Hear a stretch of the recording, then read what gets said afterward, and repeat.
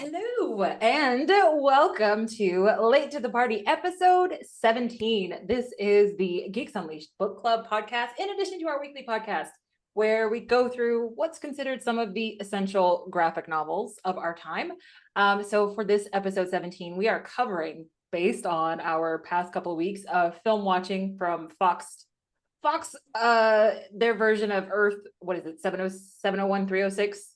Daredevil from 2003 and Elektra from 2005. So we decided, why not just go ahead and do Daredevil, the man without fear. So that is our episode today. Just to introduce ourselves, I'm Mark. I'm Jasmine. And we're joined this week by Link. Hi, everybody. So Link joined us last year when we did Fantastic Four Full Circle and asked him to come back again. And there you go. Okay, so first appearances. Daredevil's first appearance was in Daredevil #1 from April of 1964. The character was created by Stan Lee and Bill Everett with a lot of help from Jack Kirby. And for this graphic novel miniseries, the graphic novel consisted of 5 issues, written by Frank Miller. Pencils and cover art were by John Romita Jr. Letter was Joe Rosen, inks by Al Williamson, and the colorist was Christy, I think it's Shelley, maybe? Something like that. I'm going to go Shell. Yeah. Probably. Anyway, right, well, let's just get into it. So I'm really curious, Link, in regards to what your familiarity is actually with Daredevil. I got the feeling from our conversations before recording that you're quite familiar with this period of time, but just what's your background with Daredevil? I've always been aware of Daredevil as a kid. I had like a few select comics here and there, but I was more of like a team-based guy. Like I was always X-Men or like something. It seemed like more bang for your buck. Instead of a book with one cool character, I can get a book with 7 cool characters. So I kind of, the only solo character I really followed was like Batman and later Iron Man. Spider-Man, I always respected. Daredevil was the same way, but this was actually my first like Daredevil story I read in its entirety. I saw the movie before. I read this when in 2006, I was just graduating high school, and Civil War was coming out, and that kind of opened me up to the idea of really expanding my horizon beyond X-Men. And my comic shop had the issues sitting there. Like they had them for a few years, just sitting there in like a pack for like $10. But I was always like a dollar bin warrior. I was in high school. Money was scarce. So once again, bang for your buck. And so I finally pulled the trigger on this, and admittedly, I've read Bendis's Daredevil. I haven't read all of Brubaker's. There's some gaps in my tenure with Daredevil. But I almost want to say it's because this is like the perfect Daredevil story. It's really hard to top this. I wish I would have read this before I saw the movie, actually, because this book is too. I mean, if you've seen the show, if you've seen the movie, you can see what they pulled from in this book and how influential it is. So I always wanted to. Sorry, that's a random rant, but I regret seeing the movie before I read this. But yeah, that is my history on Daredevil. That's amazing. No, there's actually some similarities there. What about you, Jasmine? Nope. My first introduction to Daredevil, unfortunately, was Ben Affleck in 2003. And then I did not touch Daredevil again until Netflix. Ooh. So this is your first actual comic book, isn't it? This is absolutely my first Daredevil comic. Like I've never even read any kind of crossover with Daredevil in any of the other comics that I've read. So this was my very first foray into the Daredevil world. Glad it was this one, because like Steph said, I think this is a really fantastic origin story. That's actually quite interesting. I think so. I've got some similarities. That my first Daredevil was the movie with Ben Affleck. And I remember saying when we did the movie review about two or 3 weeks ago, I walked out of there really like trying to force my mind to love it. It's like, how can I convince myself to love this film I was so hyped for? Anyway, and then I didn't get into Daredevil as a comic until they did Marvel Knights, and I picked up Kevin Smith's run, and then carried on all through Bendis's run. And I think I did drop off when Brubaker jumped on, and not because of Brubaker, just I don't know, stuff happened, I guess, life probably, and I ended up jumping off. Daredevil is a comic I've always wanted to go back to, and I sold, unfortunately, my run, but I've been slowly picking up that Marvel Knights run again. Unfortunately, there was some hype around Echo, which prevented me from getting some holes, but I'm hoping that will fizzle down now. They're a bit cheaper. So, and yeah, no, I read most of that run, and I haven't done much else, if I'm honest. So this has been the first Daredevil comic that I've read in quite some time. So, but yeah, and just thought I'd go around the room and just a summary of what our thoughts were. But yeah, no, actually, I'm keen. Jasmine, as a first Daredevil comic, what are your thoughts on this miniseries? I like that I had background knowledge on the characters from the movies and the Netflix show. So like when they came on, like I was shocked at this version of Elektra. Like I had never, ever, ever seen this version of Elektra before. Like she was straight up psychotic. And I was like, if they had done this Elektra in the movie, that might have been a hell of a lot better than like what we got. So that one was really interesting because it was completely different than any version of Elektra that we've seen. But it was like really cool. It was like Kingpin and just kind of seeing the characters that I'm familiar with based on other forms of media. But I did enjoy it. I thought this version of the origin of Daredevil was a lot tighter, and it was a better telling of what happened to him as a kid to get him to the point that he's at. And I think it really kind of gave you what that first film in 2003 was missing. Like everything happened so fast in that movie that you never had that chance to build up any kind of rapport or like feelings of like, I really want this kid to win. Like there just wasn't time for that. But reading this version, like you really feel for Matt really early on in that first issue. And it's just like, once you get hooked on Matt, like getting his revenge, then it's just like, it's so much easier to kind of follow the story as it goes on.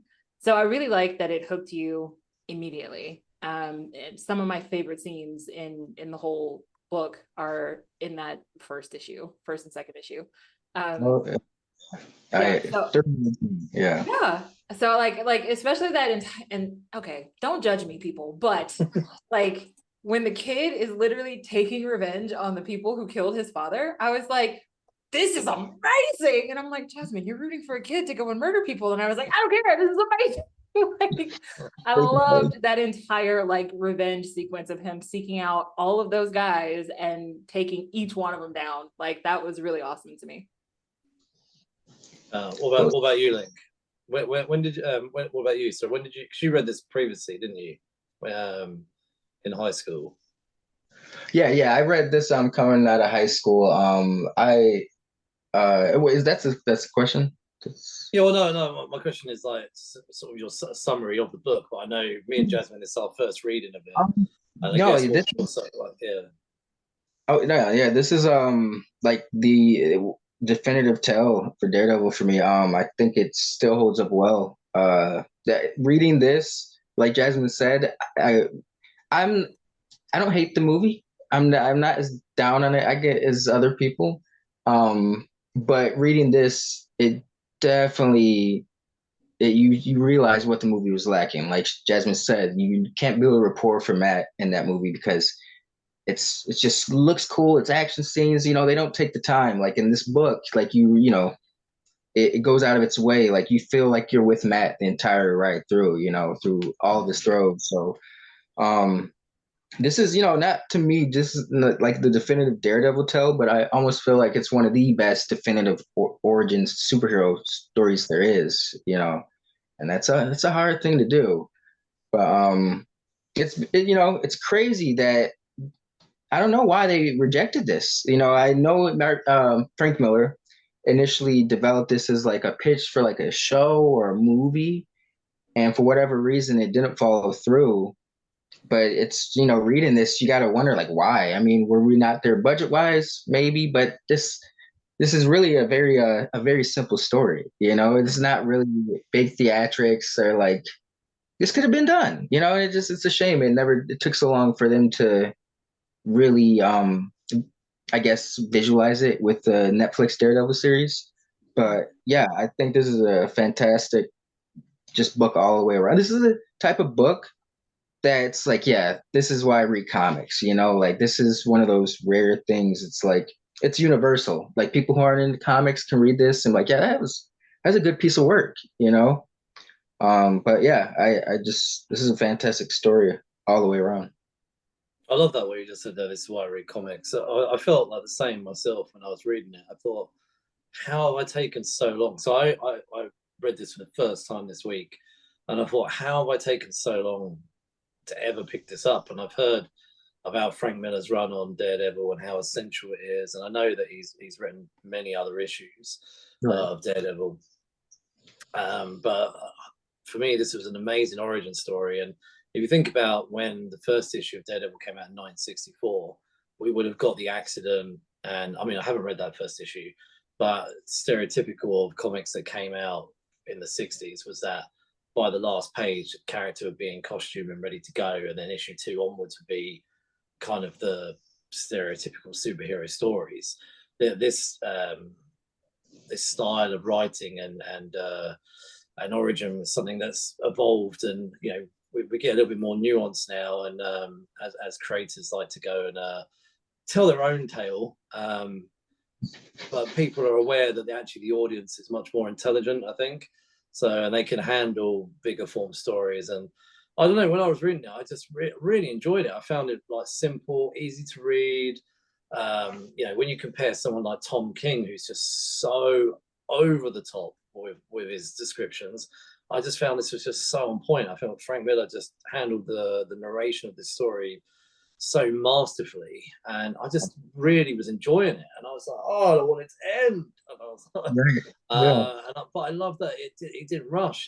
You know, and I can see the inspiration this has had on many other things. I just felt like a bit like Batman Begins, the TV, you know, obviously the Daredevil show, and I just really appreciate what this legacy has had on other people. But no, I honestly really loved it. I thought it was it's almost one of those real masterpiece graphic novels, and you just think, I wish more people would pick up comics and they'd see things they're missing. So, but you know, I felt the same way. I thought this was very Batman-esque, and that's like one of the first times I've read any other comic and felt like, damn, like, are you friends with Bruce? Do you guys know each other? Because it has that vibe to it, but it doesn't feel like a copy or anything like that, but it definitely has Batman origin story vibes.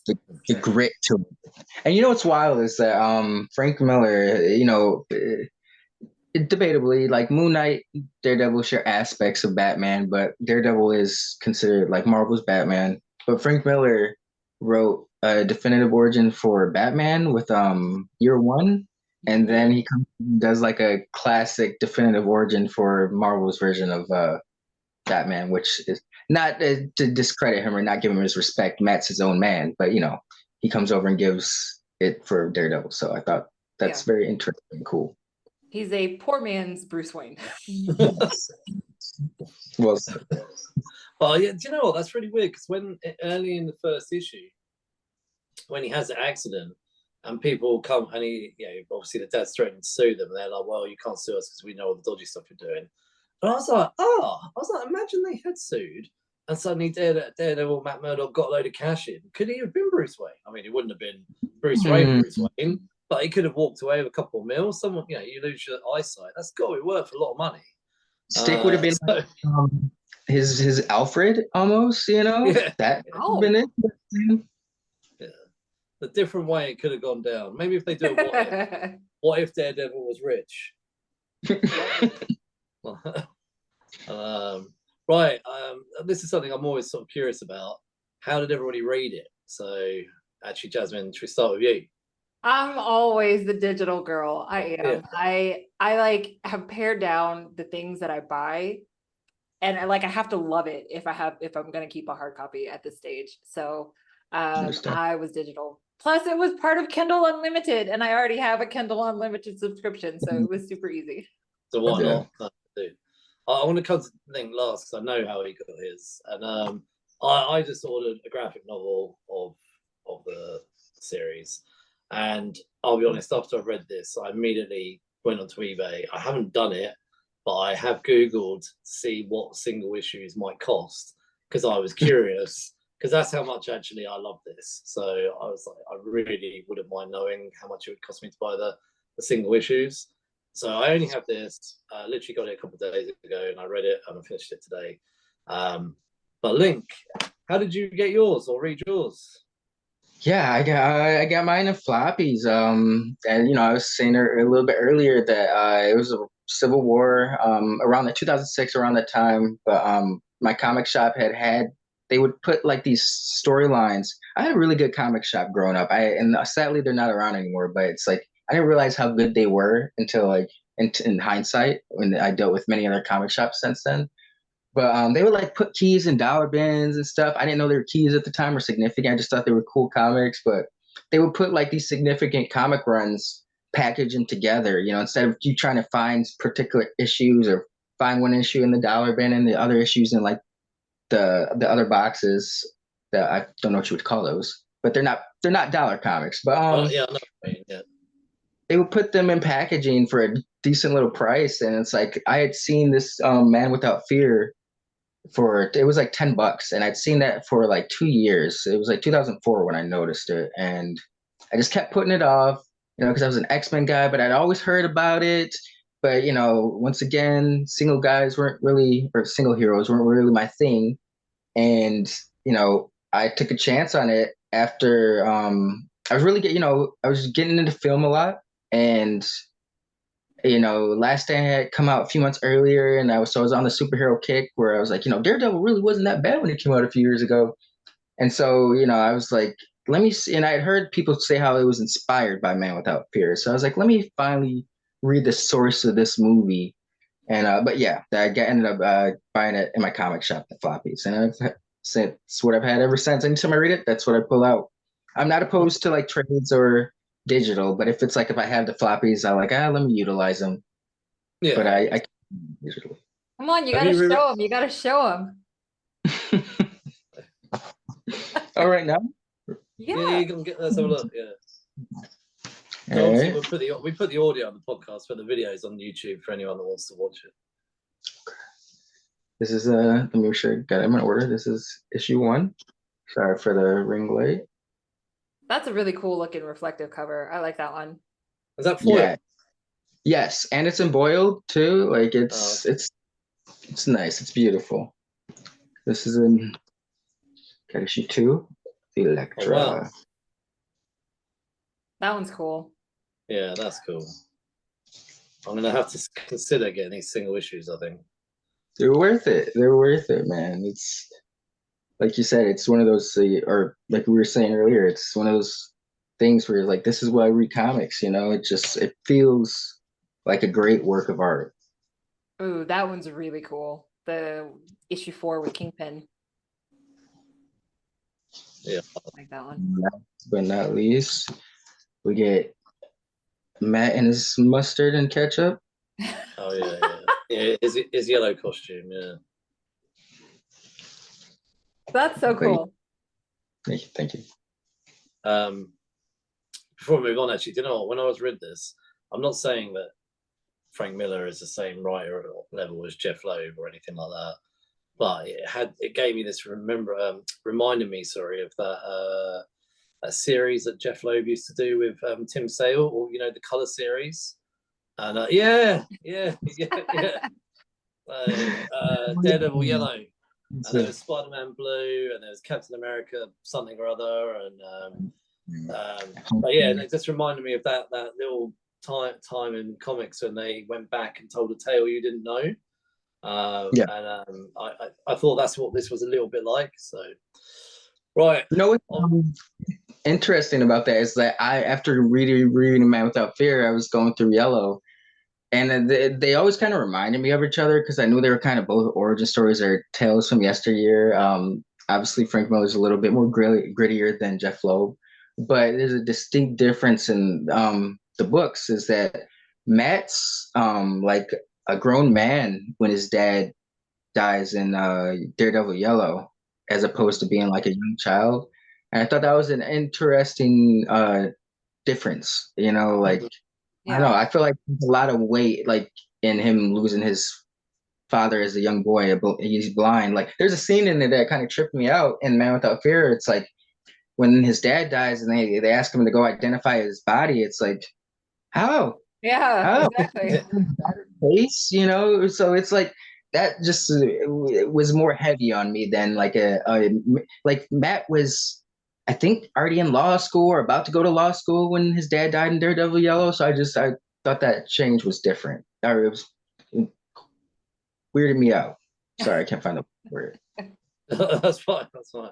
Well, do no, know what I you thought mean. that was really gruesome because like they beat him to the point where he didn't have any teeth, and then they shot him in the face. Like, what exactly is he identifying? Because there was You're not right. much there to identify. Right. It's heavy, man. Yeah, you see that the feet with the tag, and then he's like, looks like he's about 12 or something. No Mhm. 12-year-old would ever be allowed to see that. Well, so and should never be allowed to see that. Yeah.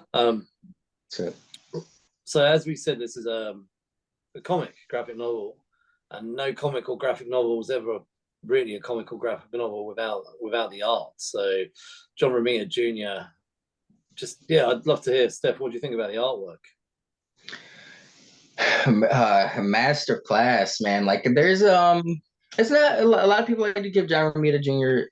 flack nowadays. You know, he's not once what he was. He's not what he once was, understandably. But it's like when people clown him like that, or Frank Miller, it's like I feel like they've not read the, like, I don't know. For me, it's like because I've experienced this, I can never joke around with JR because I know what he's capable of.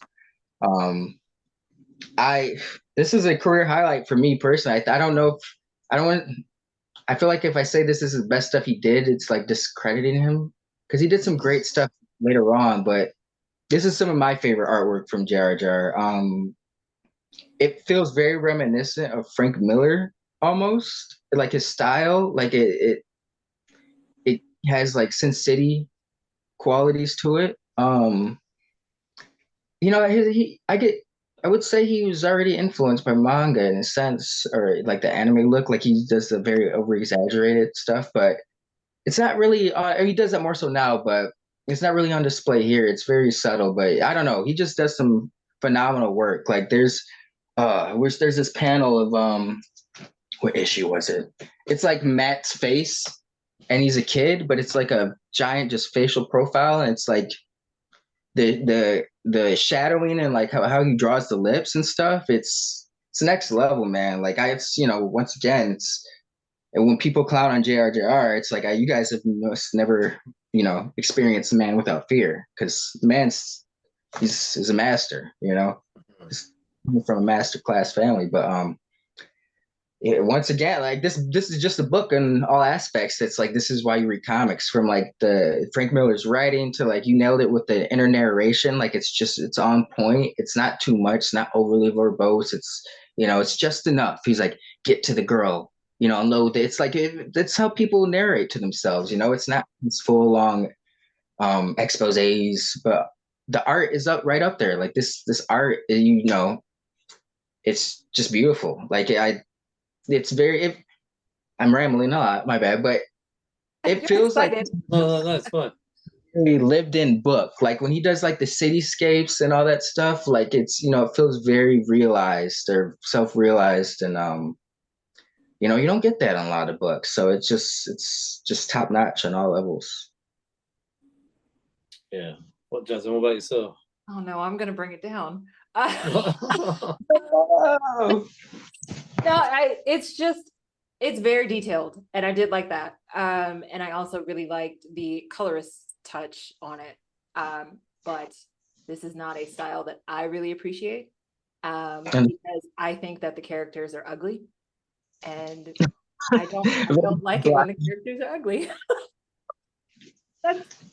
That's as superficial as I can get with the art. But no, I thought it was very expressive. And again, I really love the colorist touch on it. Mhm. There's so much detailing, like the cityscapes, you can see stuff inside the windows, like you can see inside the cars that are driving, like there's so much detail. So it's a lot to look at. Like it's a visual treat. But like as far as me enjoying it from my personal Jasmine perspective, like did not enjoy it. I thought, plus I was very disoriented. This is the very first time that I had seen Matt Murdock as blonde. And so it took a long time for my movie brain and my Netflix brain to like accept that Matt Murdock was blonde. So it took me like 3 issues before I was like, right, that's Matt. So Just, okay, like this panel right here, just like his layouts with like space and room, like my man's drew all that, like bed, the sheets, the tiles, the it little. shows so much of their personalities too, because Matt's side of the room is so clean and Foggy's side of the room is just a nightmare. Even, just I love what he does with like just trees, like cityscapes like that. Like I get it though. Now it is a very an acquired taste, but I feel like for JR's style, because I know that's not for everybody. I feel like this is him at the top of his game for his particular style. All right. Well, I mean, I'm with Steph. I enjoyed this. I thought, like John Romita Jr., this is probably the height of his career. In honesty, I've read many things since. So I wasn't reading comics in '93. I think I came into comics. Actually, it was a year later. I came into comics in '94, I think. So, but I'm mainly familiar with his work during Amazing Spider-Man. I think Amazing Spider-Man is where I'm most familiar. Like I've read other things that he's been in, obviously mainly Spider-Man related stuff, but I know he shows up here and there. And to be honest, I think he's probably illustrated most Marvel comics at some point.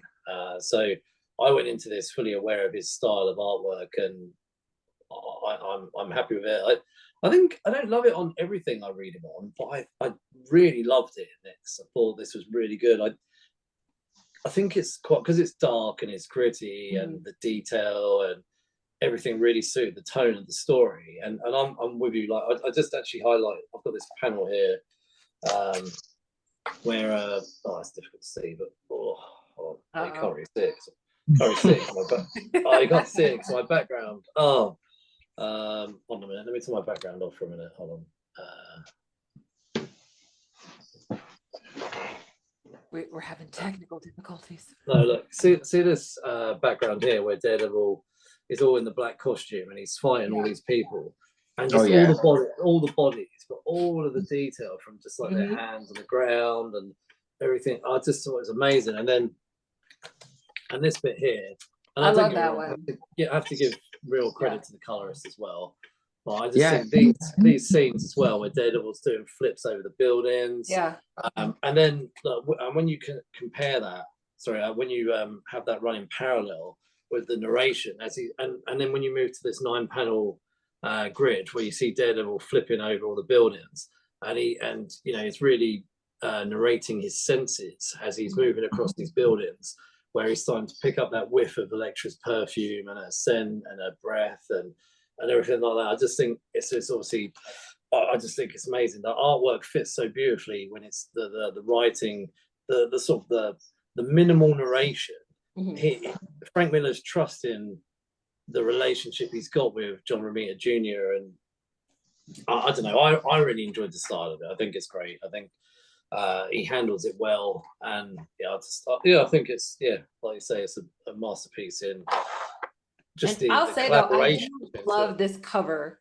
Like the way that Daredevil looks on this cover that's behind me, if you're watching on YouTube, this is a fantastic cover.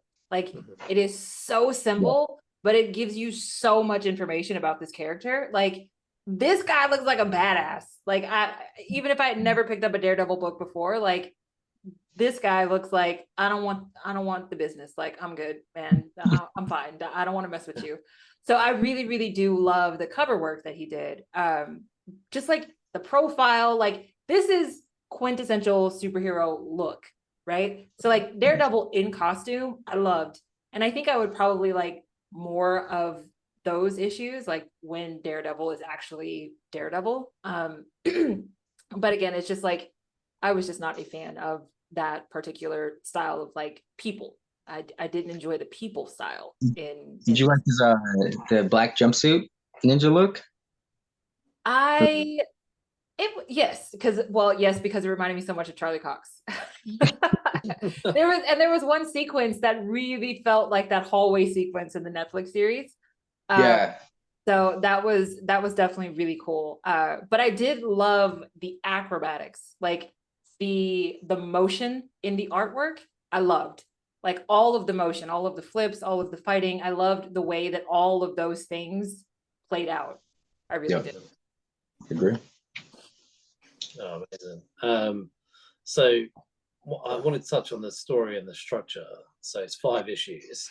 And one of the things I personally loved about the 5 issues was that each 5 issues were, each individual issue is like a moment in Matt's time of his life, going from being a child to the final page of becoming Daredevil. And I love that this origin story didn't rush the Daredevil moment, that we were getting it gradually. So obviously the first issue focused on his accident and his father's death, and then issues 2 and 3 have Elektra, and then in issue 4 we get introduced to the Kingpin, and then the 5th issue is quite action packed. We've got the young girl Mickey, and there's a big action moment which leads to even Daredevil getting arrested at a certain point. But I just thought it'd be good to have a chat around what people actually think of the story and the structure, and how well it's paced. So I mean, Link, do you want to go first?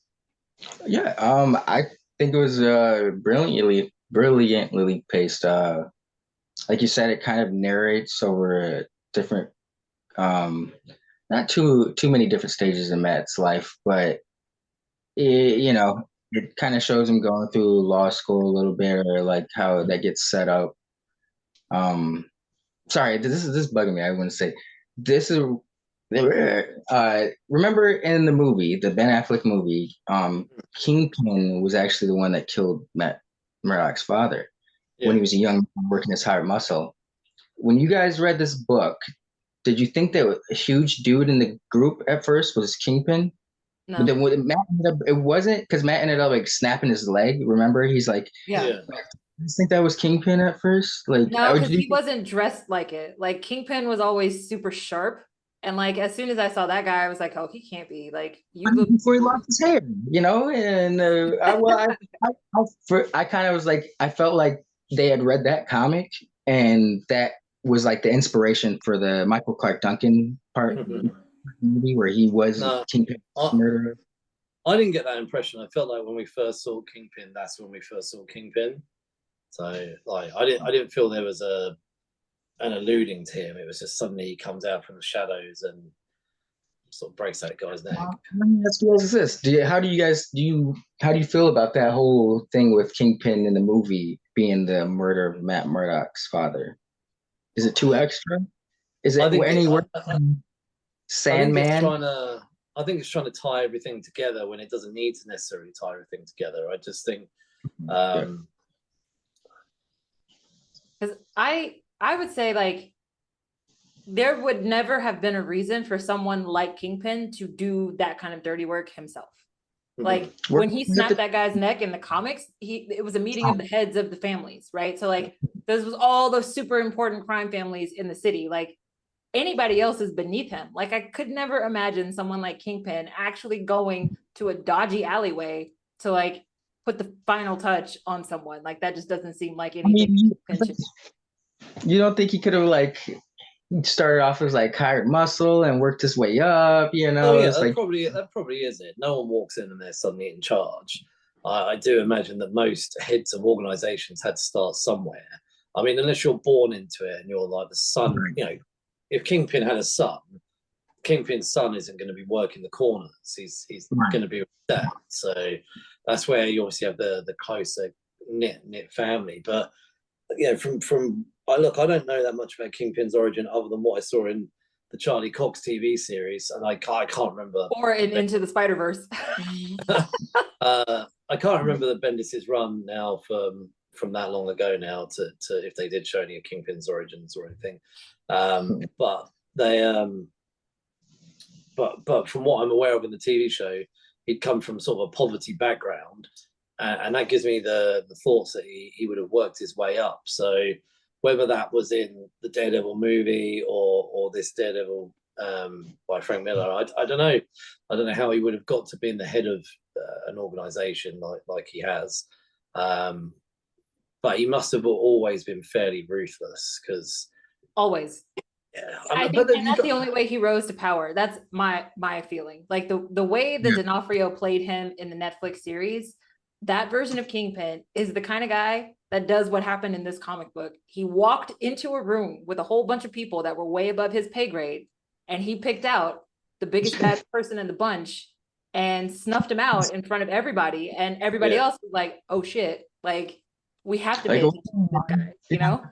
So I think he's psychotic enough that, and of course he has that huge stature. Like that's also very intimidating and very hard to compete with.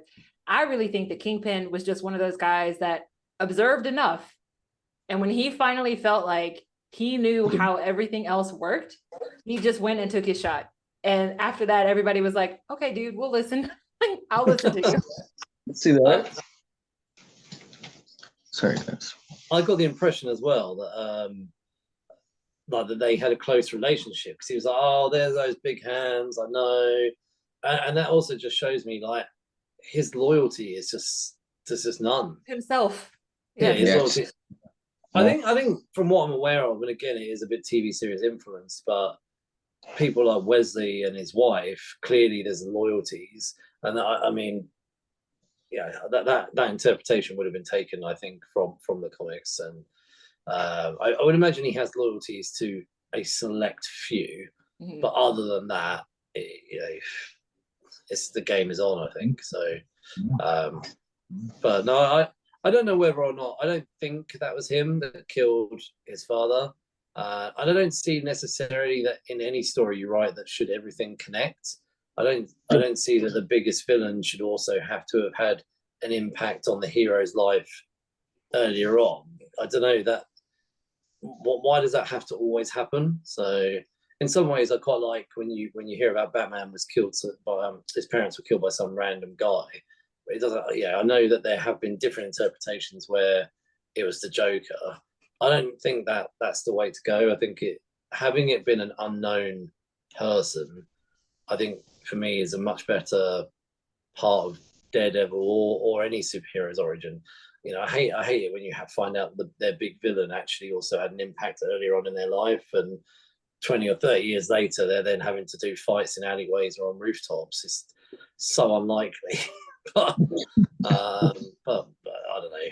I know some writers like to have that there's some link to their past, but I don't see it's always necessary. Something to a long game, but I think that kind of long game is better suited for short media. Like that's a better film. That's not something that needs to be in a comic series because comics change so rapidly. They change writers, they change all of these things. Like if you're going to do something like that with those kinds of implications, that needs to be a film or a TV series, not a comic, because then it's like, well, did you read so-and-so's run? And did you read this other run that's not related to the first? You know, like there's just too much that could be retconned if you put it in a comic, I think. But just to obviously come back here, I love that, come back to this, obviously the structure of this. I love that each issue focuses on a kind of like a moment in time of his life. I think the first issue is clearly set very, very early on, sort of, I don't know, between 10 and 15. But then the rest of it are adulthood, and you can see the real shift in his priorities. You know, Elektra waves her hair, and suddenly he's off going 90 miles an hour and almost, jumping off a cliff. To towards the end, talking about building a firm with Foggy and becoming much more sensible. So I loved seeing that evolution that we got. I don't know. I thought the story was told so well over those 5 issues. I don't know. I just really loved what we got, and I loved how he put the structure together. It was a really good origin story, if I'm honest. Told really, I think smooth is the best way I'd put across this. So I Yeah, love yeah. the narration in here because it kept the word bubbles small enough that it Mhm. was the flow of this was very easy to follow. It did not, because there are some graphic novels that you read and you're just like, God, this is so wordy. Like V for Vendetta is super wordy. Like it's a really heavy theme in general, but like V for Vendetta is extremely wordy. But this one, the way that they did the narration, I absolutely loved it. That after he goes to the party where Elektra is, and then he gets shot and he's trying to get back to his dorm, and he keeps repeating over and over again, like, clean the wound, stay conscious. Get back to the dorm, stay conscious. Like, do this, stay conscious. And it's like a whole 2 pages of him reminding himself to stay conscious. And I think because we got that kind of narration, it was so easy to be in Matt's head, like throughout this entire book. Like it was just so easy to follow along. You never got confused as to who was speaking or what was happening. And then that same thing is kind of repeated in the last issue when he's trying to get Mickey back. And he's like, I don't want to kill you, let her go. Like, I really don't want to kill you, man. Let her go. Like, I don't want to kill you, let her go. And it's just like, I love that. I love that so much. I thought that was such a testament to the character himself, but also it was so like considerate of the reader to, instead of having this like ridiculous monologuing that takes 7 pages of monologue, you have tiny little narration boxes instead of the word bubbles, where it's just like you get to be in his head, but you don't lose the momentum of reading the action. So the way that that kind of all plays together with everything else, I think that is what stands out the most about this book, is that you are in Matt's head. Therefore, it's so much easier for you to like, with like, this was such a page turner because it was just like, you better let that girl go, man. You're gonna die. There's just no question in my mind, you know? Do you know? Yeah, I don't know. I think this is brilliant. This whole miniseries is great. So, did you review any favorite moments throughout the miniseries? Oh man. You know what? Jasmine said earlier, I'm a big fan of the first issue. Just like when it opens up with the cityscape of Matt just chilling on the railing or whatever, and Oh um, yeah. it's just you. It right off the bat, you kind of know what you're getting into with that layout or the establishment of that. Um, I I can't. I mean, the whole book was a highlight. Like you said, the acrobatics, like the action, the panels, frame by frame. In this, there's one where Elektra and Matt are in that little red Corvette, and he like Elektra like swerves off, and like I think she hops out, but she like swerves and like it hops out, but it's like it's so fluid. You could see that happening as like a movie treatment or something. Like it was meant to be like what do they call that when they storyboard? It Oh almost yeah. seemed like a storyboard. But there's just so the whole book, man. Just it's well, a cool moment. The one that really tickles me is that towards the end when Matt's telling the dude, "Let her go, let her go, let her go." He doesn't listen. Dude pops a shot off, and Matt's just like, "Fa-ting!" and ricochets. Oh yeah. You know? It's ice Uh, cold. Yeah. what about you, Jasmine? So yeah, I loved the kid getting revenge at the beginning. That was definitely a favorite. I loved the when Matt and Elektra go skiing, and there's like a 2 page spread of like them skiing. I also really, really liked in one of the earlier issues, I think it was issue 2, there is a sequence, it's a double-page spread of Stick and Matt jumping across buildings, but they both look so super acrobatic and cool, like doing that. I love that little sequence too. And then I did like the all of the fighting at the end, like just the flips, the twists, the like the guy that was listening to music, and Matt has just beat the crap out of everybody behind him before the guy ever turns around. Like, so once we got into like the really, really big fight sequences, I love those too. But I'm always a fan of like really well done fight choreography. And I think that applies to graphic novels as well. Like sometimes fight sequences just look too crowded, but the way these are presented, it's very clean, it's easy to follow. That was like, there's so much detailing in the imaging, but it's still very easy to follow. Like nothing gets lost. You don't get lost while you're reading the book and then forget like where your eyes are supposed to go. So even though there's a lot of stuff happening, it still feels very, very linear. So I really did enjoy that. There was what you just made me remember it, Jasmine. There was one scene I did like in particular when it was Matt and Elektra. You know, they're getting to know each other, but it's like them by like a campfire. It's just a really charming little scene. Like, you know, I think Jar does a great job at conveying how Matt lets his guard down around Elektra. Like for the most of the book, he's always got like this stern, not stern, but he seems very, you know, the emotions in his face. You could tell that he's he's at the infatuation stage of a relationship. You know, it's everything's new and exciting, and I think that it was conveyed pretty well in the small panels that he showed it in. So, thank you, Jason, for helping me with that. You know, I was gonna say one of my favorite. Look, I love it all. I think it's brilliant. There's so many good moments in here. But the Stick relationship I thought was amazing. Him showing up early on in his youth and training him with the bow and arrow to shoot when he's blind, and when Matt's like cheering, he's like, anyone could do it once, you know, and sort of kind of berates him for being happy. And he's like, do it again. And that moment where they're soaring over the roof, which I know Jasmine mentioned. But then whilst Stick then gets disappointed with some of his behaviour slightly later, I love that Stick keeps coming back, and especially in the final moment between him and Foggy, and he grabs the coin and he said, "By the way, you know, basically the coin didn't go your way. Don't you know?" And so that's how we end up with Nelson and Murdoch. But I love the fact that this relationship with Stick is almost like a father relationship. You know, it's a different father relationship, but it is there. Yeah, it definitely feels more than just a mentor. Yeah. Yeah. But no, I think that was probably the part I don't know, that I enjoyed the most of it all. Just the fact that whilst, you know, his dad did die, that Stick has kind of taken that role slightly, and whilst he stepped away, he's clearly kept an eye on him, if you know what I mean. Yeah, figuratively. Yeah.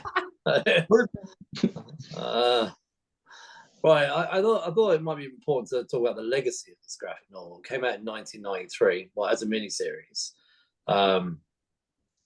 I've never read it, and I constantly hear about Frank Miller and things he's done. In fact, and I'm going to have to be honest, I've never read anything, I think, by Frank Miller. And hence why we want to do this book club is, you know, me and Jasmine always said about reading things we've never read, and I'm glad actually that this has come about and we've read this. When I read this, I thought the TV series has literally taken the first season from this comic, and even the point where he's dressed in black and he's got the black sort of beanie pulled over his eyes, and it's a black costume. Charlie Cox spends most of the first season dressed like that. They didn't rush to get him in the costume, and you know, and also when they showed the flashback episode, I think in season 2 of Elektra, I think didn't they break into someone's house or something, and Elektra was very wild in the TV series, and this is what we had, a very wild Elektra in this graphic novel. I could see Frank Miller's fingerprints all over that Netflix show. I just wondered what your thoughts were on the legacy of this, but also the characters that highlighted in this series are some of the biggest characters that we have in modern Daredevil comics, and I know that they were created by Frank Miller. You know, so not Kingpin, obviously, Elektra and Stick, and yeah, obviously they were characters created by him, and obviously he created Bullseye as well, I think. Did he create Typhoid and Mary? There is so there is a thing here. So I actually have written this down. In 1997, there was a Daredevil Deadpool annual, and Typhoid Mary was revealed to be the girl at the end that he failed to save. So it's revealed that that girl in the end of this is actually Typhoid Mary. Mickey? Oh, Or the one that wow. fell out of the window. Yeah, Or the young girl. Or no, the one he pushed out the window? the young Or girl was it? I think it was it the young Mickey. girl. Mickey? Yeah, the issue 5. No Yeah. way. Wow. That sucks. That's Um, bad. yeah, yeah. That Parker Luck, man.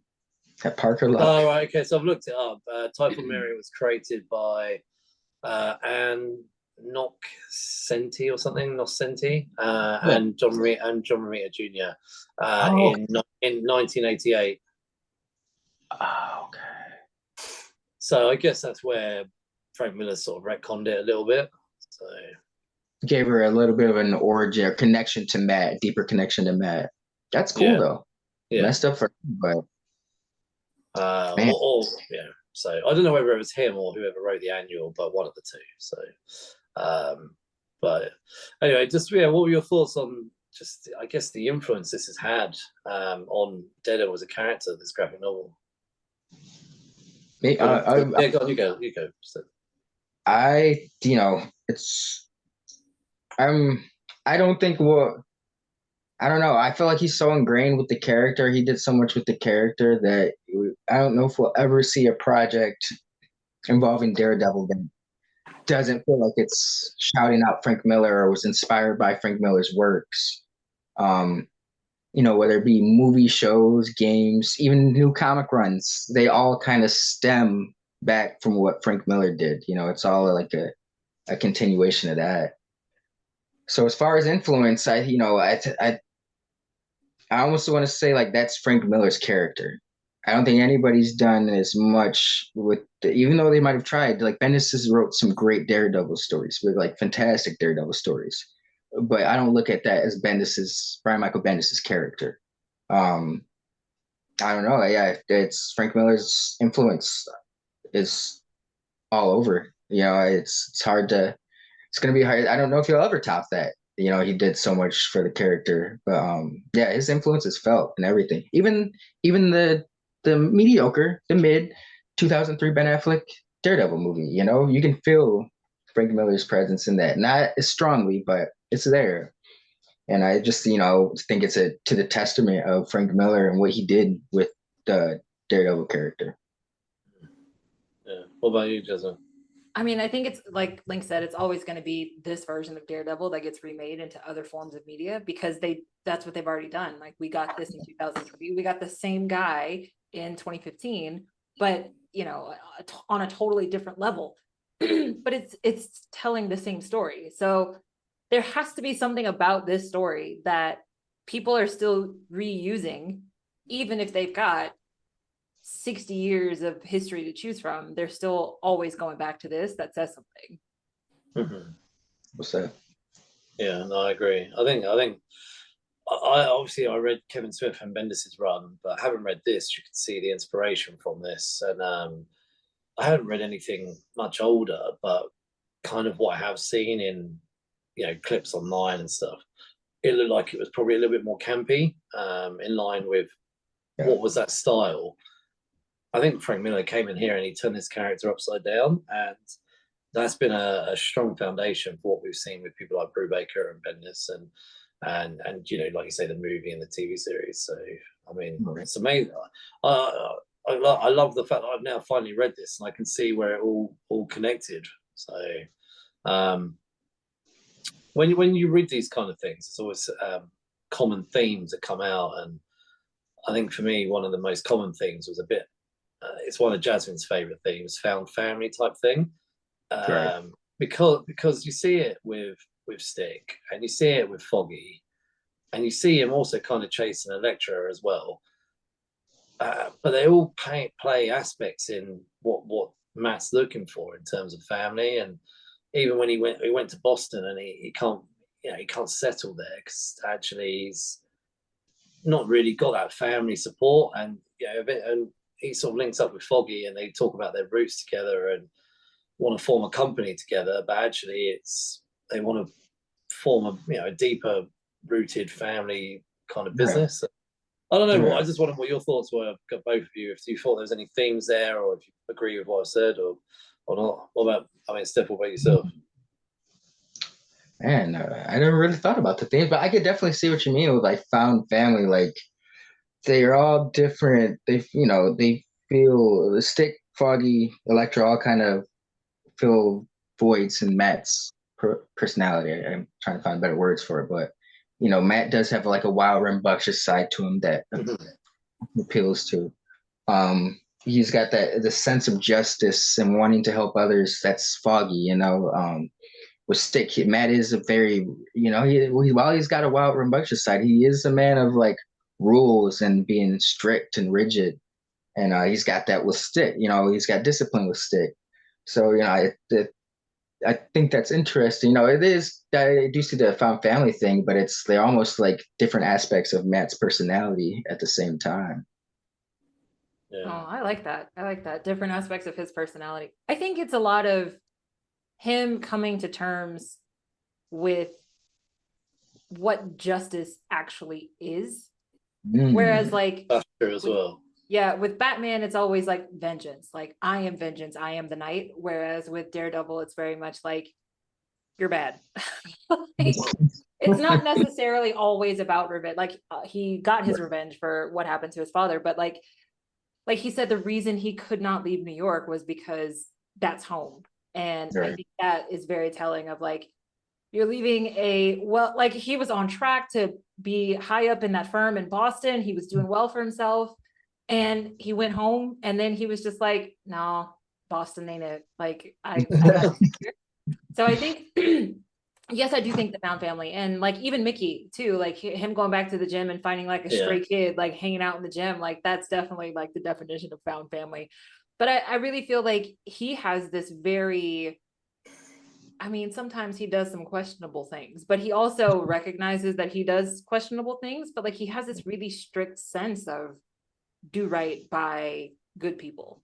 And so like I think that is also one of his biggest themes is like I can see that these awful people are taking advantage of everyone else, and like I have these abilities, so I'm going to use that to help the people. Whereas I feel like a lot of times with Batman, it's very much like I'm going to stop the criminals, and Matt Murdock is like I'm going to help the victims. Right. So it's same path essentially, but like they're both going about it in two very different ways. So yeah, that's a good point. Like he's usually worried about the outcome of these victims, and actually like Batman's just like, yo, I stopped the criminals, what else do you want me to do? Like do the other part. But that is a distinct contrast in their character and how they do the same thing, but they just go about it, it's slightly different ways. Yeah, that's a difference that money makes, because Bruce Wayne comes from money, so he's always like stop the bad guy, whereas the guy who didn't come from money is like help the people. Right. I think that also has a play in it as well. I think what you said though about throughout the story, him identifying what justice looks like, and I don't know, he got justice, but actually did he really get justice in himself? Because he still carried on looking for what the right path was, and I don't know, I hadn't thought about that as well, but that's a good point. So just thought I'd go around the virtual room, and crazy that we're almost talking about this for almost now.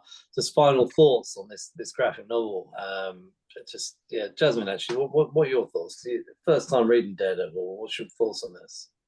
Okay, so first time reading like this definitive Daredevil story, right? It makes me hate that 2003 movie so much more. Like because this was so good. And so like when I came into this story, in my mind, I'm like, I mean, I know the story, right? Like I've seen the movie, I've seen the Netflix series, like I get it. But this story had so much more to it than even the Netflix series. And the Netflix series, the first season of Daredevil is phenomenal. It is phenomenal television. I'm not gonna accept any other response to that. But like this book really surprised me in A, how much it pulled me in, and B, just like how good it actually was. And like I've spent all of this time before 2015 thinking that Daredevil is like this fourth, fifth rate character that is just like clumsy, bumbling idiot. And it's like that is completely wrong. Like that 2003 film is so not indicative of the Yes. character that is Daredevil. And so I am so glad that I read this, because like this guy's a badass. Like I would definitely read more Daredevil stuff, because like he's just, to me, he was so cool, because like he's a kid, but he's also like wild and like has a like rebellious streak. He's not just this white collar, blue collar lawyer that like plays by the book, and that like that's not him at all. Like there's so much more to the character of Matt Murdock than what we have gotten in that 2003 movie. So I'm very glad that we read this, because it almost erases the awfulness of that film and like gives a whole fresh perspective on the character. What about you, Lee? Hi, yeah, man, and that's well said by Jazz. I'm just gonna keep saying, like, this is one of those comics that if you're a comic reader, it's like, yeah, this is why I read comics, like just it makes you appreciate just the medium. If you're not a comic reader, I think this is something that would get people into comics. They're like, oh, this is badass. This is kind of like a movie almost. Like Yeah. it's perfect on. It's firing on all cylinders in all aspects, and just it's the standard. It's the standard for greatness, especially when it comes to superhero comics, and of course when it comes to Daredevil. I can't recommend it enough. That's it's great. Yeah, I'm I glad you agree with said you. that too, though, about like, because point of entry for comics is always so difficult for people who don't read comics. But this is Yes. a really great jumping in point, because it literally gives you from the day he got the ability to like the day he put on the suit. So I think it is a really good kind of, oh, you've never read this? Like if you want to see if you like superhero comics, like start here. Like I think this Yeah. is really easy to give to someone that's like, I don't know, do I want to read Batman? Do I want to read Superman? Do I want to read Captain America? Like start with Daredevil. Then we'll see. Um, I'm. This kind of came out of we did Elektra and the Daredevil movie, and next week we're going to jump into a different theme of movies, and I thought about putting something between the two to break it up, and that's kind of what we said about doing the book club again. So the idea of the book club was always for me and Jasmine to go back and look at essential graphic novels, because for one reason or another, there's a whole load of comics and graphic novels that are on loads of people's top 10s and top 20 graphic novels of all time, or and you hear about runs that people have done that again I've not read, and I don't even think I put this run on our essential list that I first wrote for us to work our way around. And because we did the Daredevil movie and Elektra, I said to Jasmine, actually, let's do this, because I actually did have to Google and work out what a good essential novel would be, and quite a few came up, if I'm honest. And but this one was a good entry point for getting into Daredevil, and I felt linked really well with following our two movie reviews. And like I say, I've never read this, and I've never read anything by Frank Miller, and I know that's probably going to offend a lot of people. But I walked out of here thinking I want more. I would happily read more stuff by Frank Miller. And I know his Daredevil run is much bigger than this, so I'm really keen to go and carry on. And I know he obviously did that Elektra, is it Assassin's story as well, and I think that was him as well. But and I always see that cover around. And basically, I really enjoyed this. This is like Link said, to summarize it, it's why I read comics, things like this. And when I read this, I read the bulk of this last night before I went to bed, and then I finished it off this evening. And I was just like, this is amazing. I'm really enjoying it. It's actually really easy to read. Like, I really get annoyed when you get creators that just overly narrate, and it's just becomes a chore. Like, I don't even mind long narration when it's easy to read and it flows well. Frank Miller's text is so easy to digest, and And I love the fact that some pages might be full of his text, or other pages there might be one or two boxes, and he trusts the relationship he has. And I just think that the relationship between the artist and the writer here is golden. Like, is a gold standard here, and you can see how well they work together. And it's obviously back in '93. There was no Zooms or anything like that. I would love to know what the creative process was when they put this together. Picking up the phone. Hey man, Well, I'm yeah. looking at the page that you Xeroxed over, because like, so at the end of the book, they have like a script, like with handwritten notes and everything inside of it. That was so cool. So like when I interned at New Line Cinema, there were lots of spec scripts for films that hadn't been done yet. And I remember reading the script for Alpha Dog, which was like a Justin Timberlake movie from way back in like 2008. The movie was terrible, but that script was so good. And like when I saw the movie, I was like, I don't understand why are you so different? Like, so I think there's something so special about reading a script as well. And then for that script to translate the way that you wanted it to the medium itself, that was really cool. So I really enjoyed like all of the extra stuff that they put at the back of the book as well. You kind of, I got to go back and rewatch Alpha Dog. I was a young man when I saw it. I'm a Justin Timberlake fan, so that my bias that might have played into that. But dang, I didn't know Alpha Dog was that bad.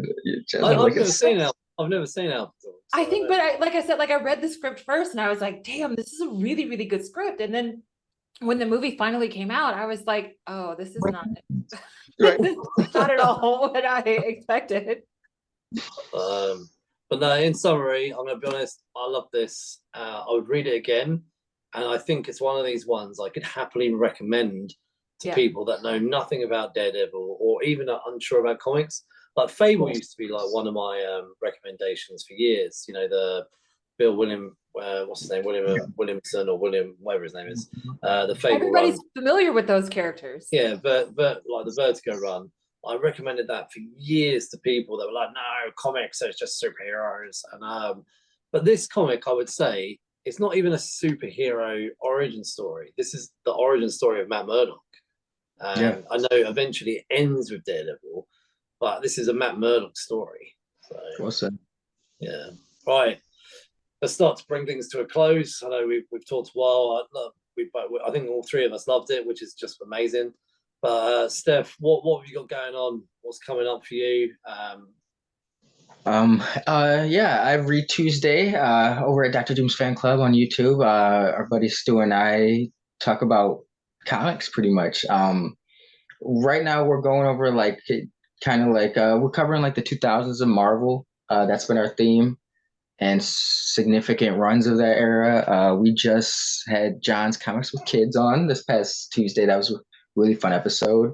And we talked about Brian Michael Bendis's his Avengers Disassembled and the first two arcs of so his first couple years on Avengers, the new Avengers. I love that run. We'll have to get you on if you want to talk about some of that stuff, man. I last, we are just like to geek out, and hopefully, along the lines, if in that conversation, if you can get some information or something out of it, then that's cool. But we just share our love for comics and creators and storylines and all that stuff. But it's Tuesdays at 9 p.m. on YouTube at Dr. Doom's Fan Club. Amazing. And a question for you, Steph. Is there any thing that you've read during 2024 that you think other people should read? Like anything that you think is sort of essential? Like that's coming out now? Like No, you've read already. No, that you've read. Maybe the last 12 months, because I know it's not far into the. I don't know if it's as essential as this one, but I recently reread Tom King's. He did a 12-issue Vision series in 2015, and I thought that held up. I hadn't read it since it came out, and I read that 2 weeks ago, and I still enjoyed it. It's a unique book. It almost feels like an indie book in the Marvel universe. But and I think writing for someone like the Vision would be a kind of difficult to do to begin with, because it's like, how do you put yourself in the shoes of synthetic man? You know, I don't know what it feels like synthetic, but I think Tom King did an interesting job. Like Vision's always someone who's always kind of like wanted to be more human, I guess, and he's tried to have a family, but in this series he gets a family. So it was and it was like there's like this it's got like a murder mystery vibe to it. I won't say too much, but it was cool. It was cool. Mhm. I've heard actually about that series. Really weirdly, just before we wrap up, I started to read this Tom King. Nice. I'm 2 issues in. I'll be honest, it is quite wordy. So I will happily try Vision at some point. So right, coming up on Geeks Unleashed, the next book club won't be too far away. We're going to do it more regularly, but we'll have to wait and see what that will be. However, next week we'll be back for our normal weekly show as we begin the longest theme I think we've ever run on Geeks Unleashed. So, Jasmine, do you think we should share, or do you think they should wait? I mean, you can give them a little snippet of the theme song, I think. I can't sing that theme song. Okay. Okay. We'll give you guys a hint. It's going to be very recognizable, but it's da-na-na-na-na-na, da-na-na-na-na-na, da-na-na-na-na-na. Oh, right. Okay. Yeah. But it's the real life, not the animated. So, right, it's going to be a great one to start with. If I'm honest, It's gonna be long. We're running all the way up to Deadpool 3. Nice. Okay, so you're going to actually join us for that one, aren't you, next week? X-Men? No, the one we're doing next week. Oh yes. Yeah. Right, okay. So you can follow us on social media. We're everywhere: Instagram, Facebook, and X. That still sounds so weird to say. I know. I normally say Twitter, but maybe I say X now. Yeah. And then you can get this podcast wherever you get your podcasts: Google, Podbean, Apple, Spotify. We're everywhere. So please leave us a 5-star review and tell your geeky friends. Thank you for listening. Good journey.